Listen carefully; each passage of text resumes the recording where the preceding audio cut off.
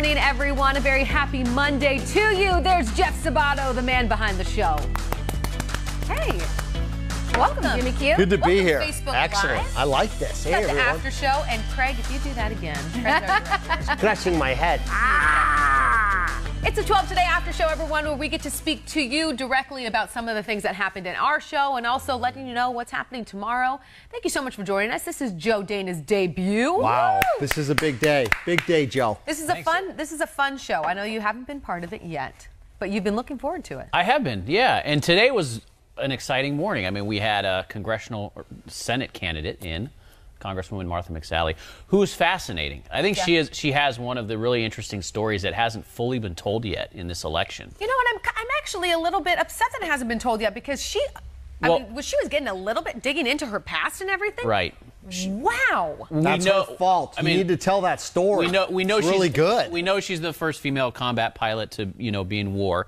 She was called up after 9/11. Did you see her necklace too that she was wearing? The gold. The warthog. Yeah, the plane.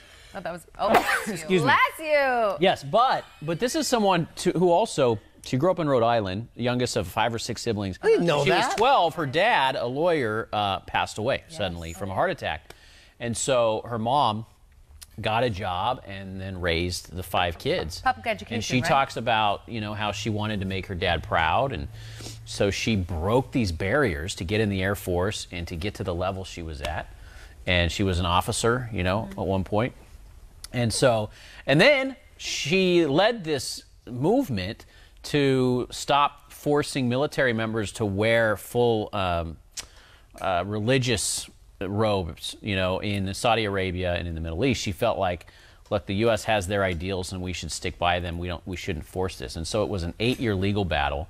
And then she ended up helping to write legislation to give the soldiers, more flexibility with what they could wear. Respecting our soldiers, yes. Wow, respecting our U.S. soldiers' religious beliefs. Yeah.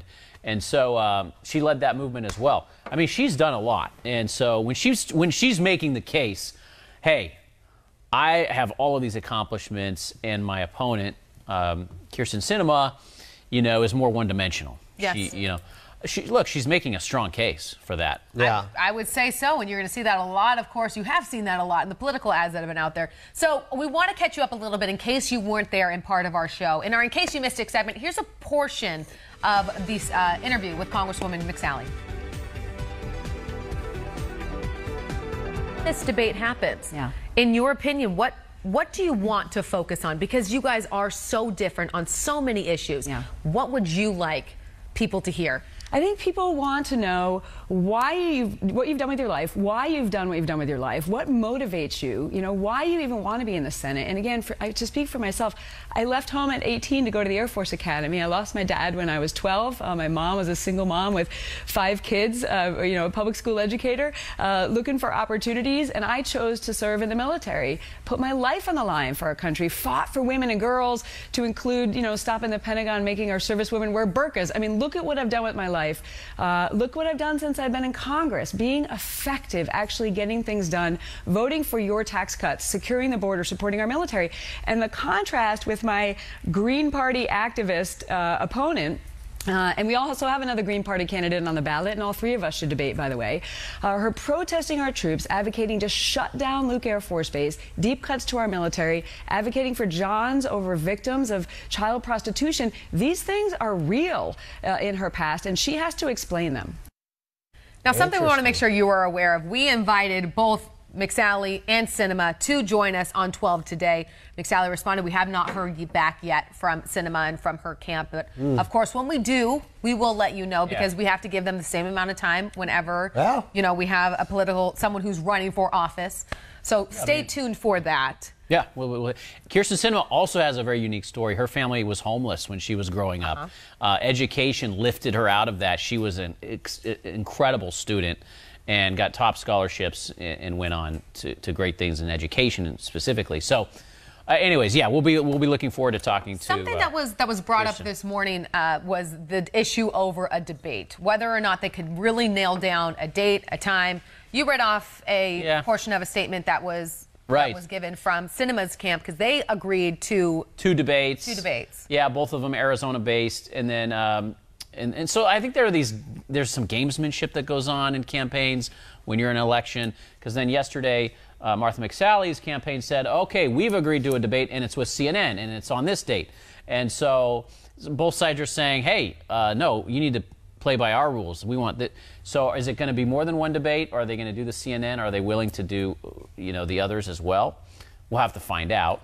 But Kyrsten Sinema's basically accusing McSally of avoiding having to do more than one and possibly answering some tough questions related to health care specifically. Health care is going to be a big topic as we go forward in the weeks. When you look at the back and forth and the playing and things like that, and I'm not just talking about this race, but in all races, with political races, sometimes I wonder if they forget that this is for the people.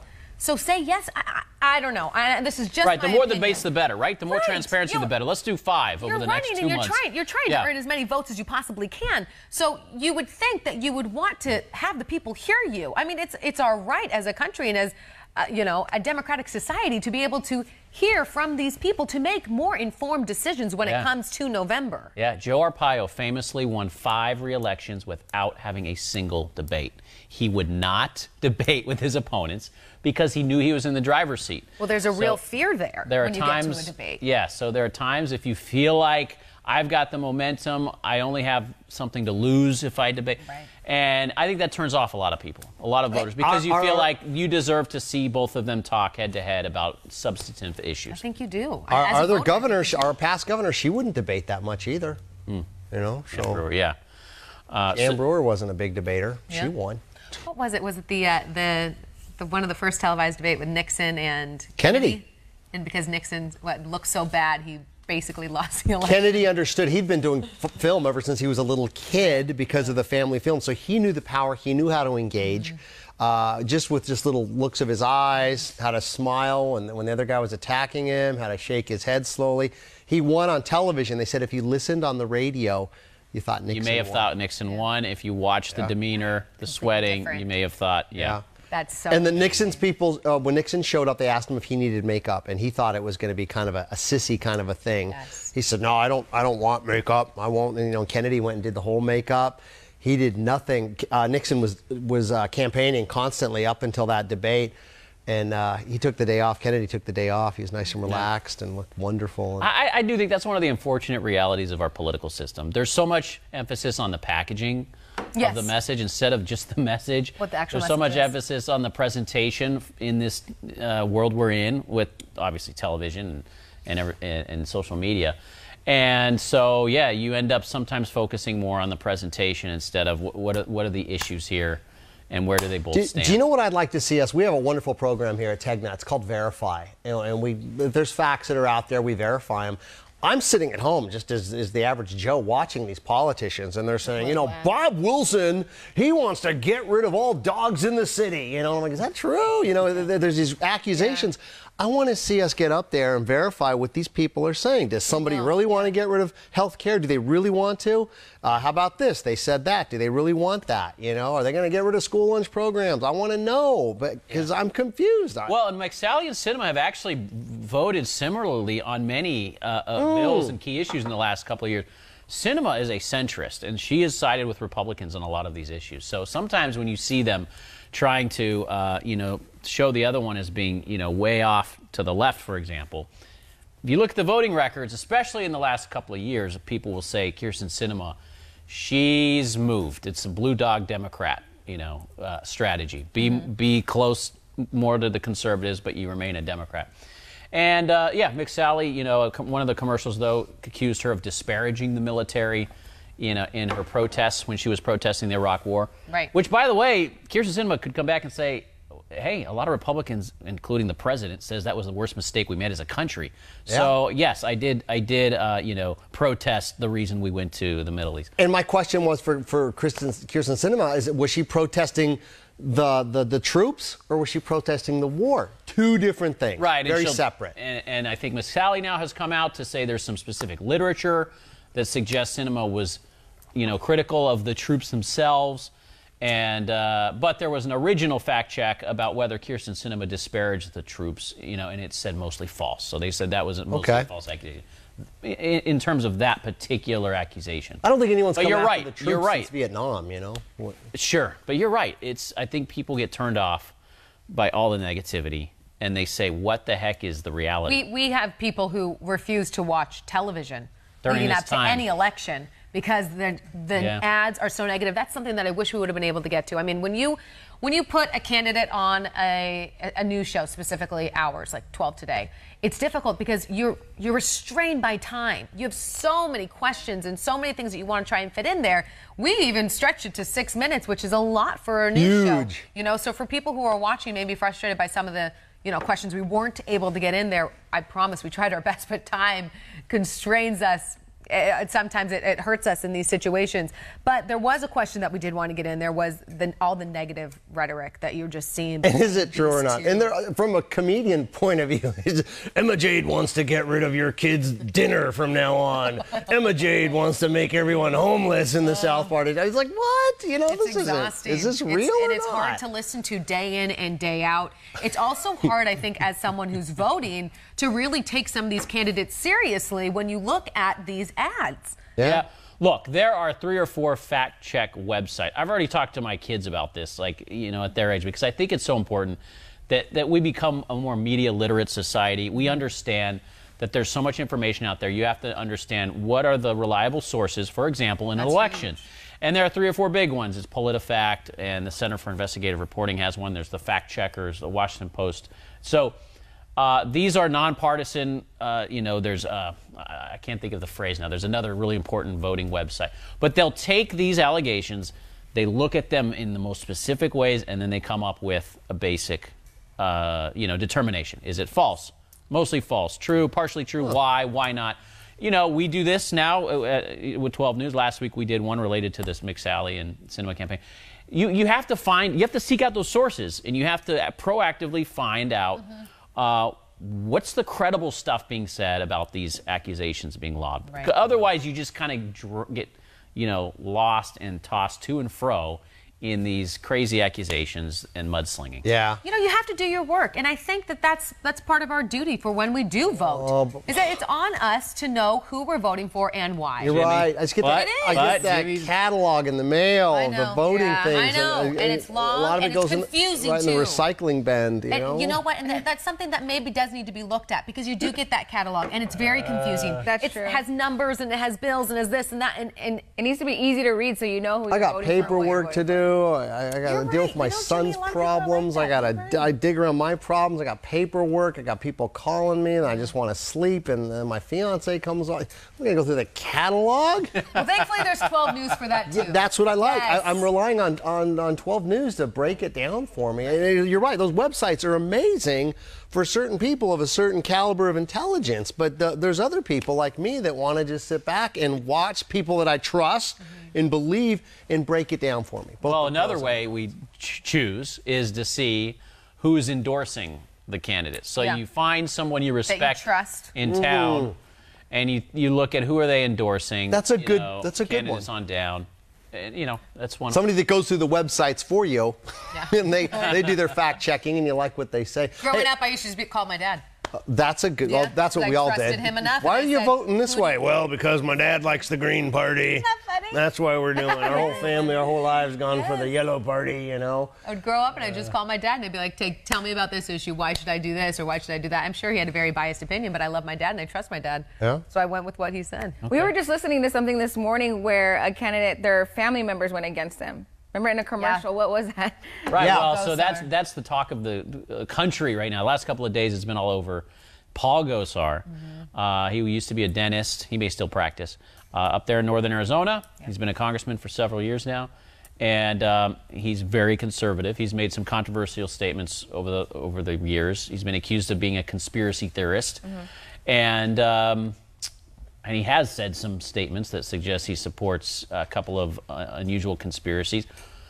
Most of his siblings are saying basically, run away from this guy. 6 out of the 9. Which is right? Just so crazy to see that in a commercial. Sibling after sibling after sibling saying, look, these aren't the basic values we grew up with.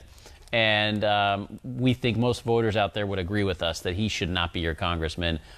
I do not endorse my brother, and they're saying, you know, we endorse them. You know what? I've come from some kooky families, and I know a lot of people with crazy families. Well, and that's how Gosar stuff too. That's how Gosar. That's how he's responding. He's saying, hey, you can relate out there. We all have what he called crazy family members, and that's the way he's responding. You guys have never had an argument around the dinner table about politics? And if just people have gotten up and left, my brother's left, we're not talking, we're yelling at each other about stuff? Yeah, well, it happens. That's where it comes down to you have to decide, okay, what does Gosar really stand for? Is it just the Because at the end of the day, you shouldn't take the word of his siblings, right? I mean, you shouldn't. I'm kind of thinking that. I really am. Hey, real quick, Martha McSally, little note, she flew the Warthog. She was a fighter pilot, and those are amazing planes. They go really slow, like up 135 miles an hour, I believe. They can go that low, and they go real low in combat, and they're tank hunters. Yeah, they drop right over the tanks, and they can take out tanks. So, I mean, you're like right there within the line of fire to get hit by the enemy. You know, it was funny because we were talking about, you know, how leading up to this election and the campaign, how taxing that must be on someone, how difficult that must be. You know, do you get any sleep? And she's like, are you kidding me? Like, I've been in combat. Like, this is, like, I'm She's doing been okay. shot at as a woman. This is okay compared to And if you get shot down, the amount of trouble you're in the Middle East, if you're an American, much less than a woman American. Right. And she put her life on the line for that. She spent 26 years in the military, 6 tours in the Middle East and Afghanistan, 325 combat hours. She has a Bronze Star, 6 air medals during her years in the Air Force. She was part of the planning for the Army's first campaign in Afghanistan after 9/11. Oh my gosh. She played a key role in combat search and rescue operations over southern Afghanistan and Iraq. So you talk about someone who understands the military and understands sacrifice. You know, I think if you're a Republican especially, obviously you see Martha McSally as an ideal candidate in many ways. Yeah. And if you're a Democrat, you may see her as an ideal. Same reason why a lot of Democrats maybe like John McCain, because you look at a record of service and you feel like there's something very genuine about that. Yeah. You've seen them devote themselves to this country. Put their lives on the line. The only way you can with your life. Yes, exactly.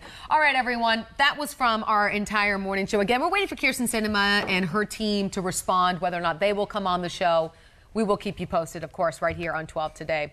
We want to get to some what was it called? Afternoon juice. Fresh squeezed juice. Fresh squeezed juice. Vanessa, what do we got? Look at this. Fresh. I love it. Yeah, and finally, we're laughing at this. One Twitter user is fed up with the penalty calls in the NFL. Oh, this is great. Sean posted this video with the caption, "How do you sack a QB in the NFL?" You can see him gently pick up the quarterback and lay her down in the grass, complete with a pillow under her head. Sean says pretty soon there's going to be a flag for preventing offense from scoring. That's really funny. You know, Green Bay Packers fans especially are livid. I've been hearing about it. I've been hearing about it like crazy. Their guy, 2 weeks in a row, has been called for penalties for sacking the quarterback, which you would think was just a pretty routine tackle. And they feel like he's really gotten a bad deal. So that's, of course, why you have the Packers fans there demonstrating, oh, so this must be how you're supposed to do it. I mean, I understand protect the players, but it's not the game it used to be. I don't like it. I barely watch football. I like football of the 90s. I like to see just combat, mortal combat. Remember when they had the football helmets and they'd before the game and they'd go, you know? Jimmy is over football. He's over baseball. I don't want to be the Debbie Downer here, but there are some serious problems with the way that was. That image. That was the football we liked. Head injuries. We know that about boxing, remember? It'd be like, okay, boxers, you can't hit each other in the head anymore. You can kind of push each other. I wouldn't watch boxing anymore. So what do you watch, Jimmy? What do you watch? What do you watch? Game of Thrones. Well, okay, then you get me. I like soccer, but actually, I'm kind of turned off to a lot of sports right now. And the only time I watch soccer is during World Cup. But no, it's not like I'm like big into. Yeah, I'm bigger into. What do I watch? Yeah, Netflix and Amazon Prime. That's what I do. You know, the football games, I check the score, and that's about it. And yesterday, I checked the score for our games. I was excited. Hey, Cardinals finally got their first win, so I'm going to shut off my phone. Yeah. I'm going to turn it back on in the fourth quarter and go, oh, we lost. The game is changing, but it's for the better. It has to. It has to. If these people want to have lives after their career in the NFL. Agree. All right, Vanessa. All right, in our extra shot, in a world where kids are glued to their digital devices, One local fitness instructor is trying to find ways to motivate them to stay active. And tomorrow on 12 Today, we are going to show you how to exercise and how exercise and entertainment can keep your kids interested and involved. You know what? That's actually something That's a good that Martha McSally brought up. Yeah, health. we asked her about health and fitness and can the government do something more to help us get better, especially kids. The obesity epidemic is just rampant. She takes kind of the conservative approach to say no, government shouldn't have a role in this. Families need to take the lead. But man, we've got to figure out better ways to motivate kids. Yes. Especially kids, but all of us. What about money? To be active. Oh, money's another. That's another segment. Don't get me started. Waste your money on coffee. Good morning. Have a great day. Thanks cash. for joining us right here on the After broke Show. the Joe, rest of their Dana, great lives. job. Thanks for having us, Thanks guys. for all the Thank you. comments. We're gonna leave you Thank with you, Jimmy Joe. Q. Keep going, Unbelievable. Jimmy Q. So What these else? kids they don't know responsibility or work.